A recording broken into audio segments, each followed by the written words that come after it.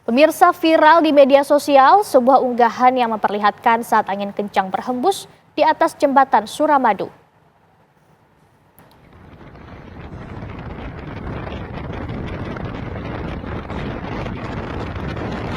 Gambar amatir pengendara motor dari sisi Madura mengarah ke Surabaya merekam saat angin berhembus kencang di atas jembatan Suramadu. Sejumlah pengendara motor pun terpaksa berhenti meneruskan perjalanan. Bahkan tampak beberapa pengendara berpegangan pada besi pagar jembatan Suramadu tidak berani menerobos karena angin yang sangat kencang dan sangat membahayakan. Badan Penanggulangan Bencana Daerah BPBD Kabupaten Bangkalan menyebut peristiwa angin kencang sulit diprediksi karena kedatangannya secara tiba-tiba, apalagi saat cuaca ekstrim melanda. Pengendara motor pun dihimbau untuk selalu berhati-hati saat melintas jembatan Suramadu.